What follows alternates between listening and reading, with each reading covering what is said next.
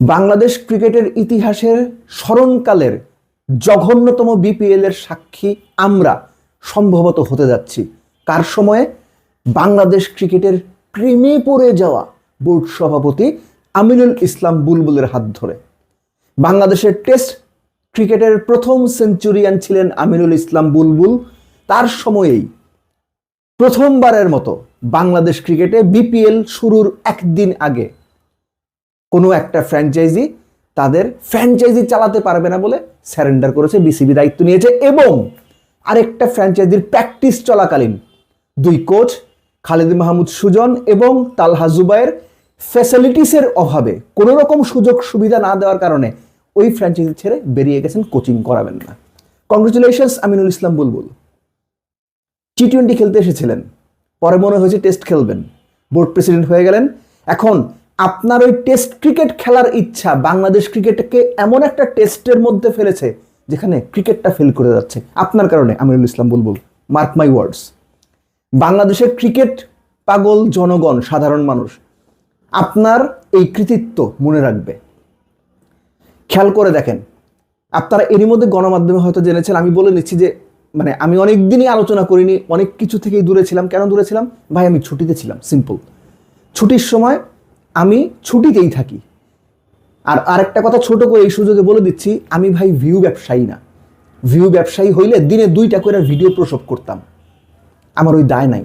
Video করে পেট চালাইতে ওই দায় আমার নাই, যে কারণে 10 দিন 12 দিন ভিডিও বানাই না, কিচ্ছু যায় আসে না আমার। ছুটিতে ছিলাম, পরিবারের সঙ্গে সময় দিয়েছি, নিজের মতো দেশে বিদেশে ঘুরছি, good enough. Anyways, Khalid Mahmud Sujon সিএনজিতে ওঠার আগে সিএনজিতে করে তাদের মাঠ ছাড়তে হয়েছে, বুঝছেন। নোয়াখালী এক্সপ্রেসের কোচ ছিলেন তিনি এবং তালহা জুবায়ের। যে বল নিয়ে, ক্রিকেট প্র্যাকটিসের বল নিয়ে সমস্যা। মনে করে দিচ্ছি যারা জানেন না, নর্মালি বাংলাদেশের টপ ফ্লাইট ক্রিকেটে, হোম ক্রিকেটে বা ঘরোয়া ক্রিকেটে কুকাবোরা বল দিয়ে প্র্যাকটিস করা হয়। এক একটা বলের এখনকার মার্কেট প্রাইস আমার যতটুকু ধারণা 15,000-এর কম না। এক একটা বলের দাম 15,000। একটা প্র্যাকটিস সেশনে মিনিমাম 10-12টা বল লাগে। এর মধ্যে নতুন পুরনো মিলিয়ে প্রত্যেকটা প্র্যাকটিস সেশনে প্রতিদিন অন্তত 3টা নতুন বল নামাইতেই হয়, অর্থাৎ 50,000 টাকার নতুন বল নামাইতে হয়। যে ফ্র্যাঞ্চাইজি 50,000 টাকার নতুন বল মাঠে নামাইতে পারেন, এটা মিনিমাম, তাদেরকে আপনারা ফ্র্যাঞ্চাইজি দিচ্ছেন না? আমিনুল ইসলাম বুলবুল নিজে এটার দায়িত্বে আছেন, বিপিএল এর আছেন না?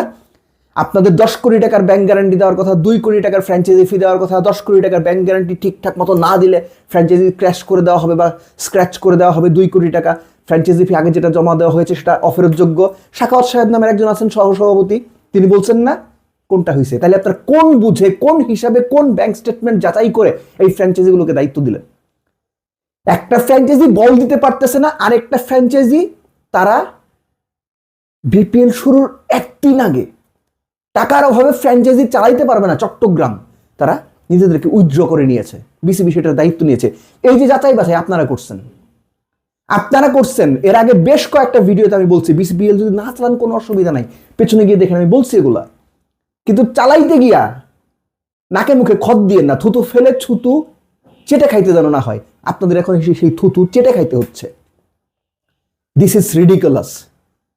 এবং এই যে আলোচনাটা আমি করছি, এই আলোচনাটা কোনো প্লিজেন্ট আলোচনা না।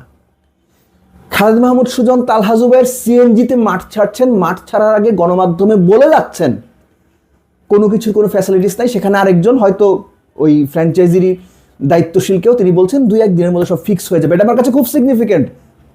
একটা ফ্র্যাঞ্চাইজি টুর্নামেন্ট শুরুর একদিন আগে কোচ যখন তাদের কাছ থেকে চলে যাচ্ছে, তখন তারা কোচদের বলছে 2-1 দিনের মধ্যে সব ঠিক হয়ে যাবে। ভাই আপনারা 2-1 দিনকে 2 মাসেও ঠিক করতে পারবেন না। পাড়ার লিগ নাকি মহল্লার লিগ? বাংলাদেশ ক্রিকেটারে এই অবস্থায় কারা আনছে এই গত 6 মাস 8 মাসে? আমিনুল ইসলাম বুলবুলরা, নাজমুল আবেদিন ফাহিমরা, সাখাওয়াত হোসেনরা, এই বোর্ডে যারা যারা আছে তারা। এরা বাংলাদেশ ক্রিকেট হিস্ট্রির ইতিহাসে দুর্বলতম, জঘন্যতম এবং সবচাইতে অদক্ষ ক্রিকেট বোর্ড সদস্য। এই লজ্জা বাংলাদেশ ক্রিকেটকে পৃথিবীর বুকে ক্রিকেট প্লেইং কান্ট্রিগুলোর কাছে মাথা হেট তো আগেই করেছে, এটা আরো খারাপ জায়গায় নিয়ে যাবে। লোকজন বাংলাদেশ ক্রিকেট নিয়ে হাসাহাসি করবে। আপনি একবার যদি চিন্তা করেন, পাড়ার ক্রিকেটে, টেনিস ক্রিকেটে এইটা হয় না, বিপিএল এ যেটা হচ্ছে খুব ঘটা করে এই হবে ওই হবে। আমি ঘরোয়া ক্রিকেটের কথা একটু পরে আসছি। কিছু কি করতে পারছে আমিনুল ইসলাম বুলবুলের ক্রিকেট বোর্ড? না, পারবেও না। সো বিপিএলটা আবারও একটা তামাশায় পর্যবসিত হতে যাচ্ছে। বিপিএল কে এখন বিরোধী প্রিমিয়ার লিগ বা অন্য কোনো নাম না দিয়ে বুলবুল প্রিমিয়ার লিগ হিসেবে নাম দেন, ওটাই অ্যাপ্রোপ্রিয়েট। আমিনুল ইসলাম বুলবুলের সঙ্গে এটা যায়। লাস্টলি শেষ করছি আরো কিছু কথা দিয়ে। আমিনুল ইসলাম বুলবুল চেয়ারে বসার পরে বিসিবি সভাপতির বিভিন্ন জেলায় ঘুরেছেন, কি খেলেছেন? 6-a-সাইড খেলেছেন, এদিক ওদিক স্টানবাজি করেছেন, এবং সেগুলো করে বিভিন্ন জেলায় ক্রিকেট ছড়িয়ে দিতে চেয়েছেন। আপনার জানা মতে কয়টা জেলায় বাংলাদেশে ক্রিকেট লিগ হয়েছে আমিনুল ইসলাম বুলবুল বিসিবি চেয়ারে বসার পরে? একটু খোঁজ নিয়েন, আপনার নিজের জেলায় খোঁজ দেন আপনি।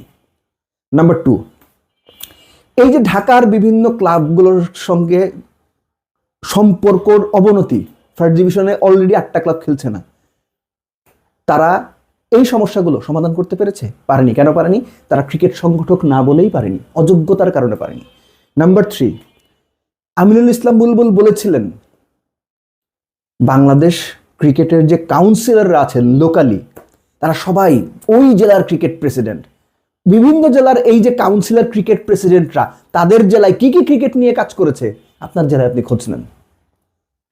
নাম্বার 4, রিজিওনাল ক্রিকেট হবে, বিভিন্ন জায়গায় তিনি ঘুরে বেড়ালেন, প্লেনে গেলেন, প্লেনে আসলেন, প্রচন্ড ব্যস্ত, সাথে বিভিন্ন লোকজন নিয়ে গেলেন, বিসিবির গাটের পয়সা খরচ হলো।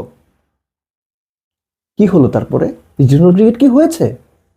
যদি সুযোগ থাকে আমিনুল ইসলাম বুলবুলকে এগুলো জিজ্ঞেস করেন, কোনটার উত্তর দিতে পারবেন না।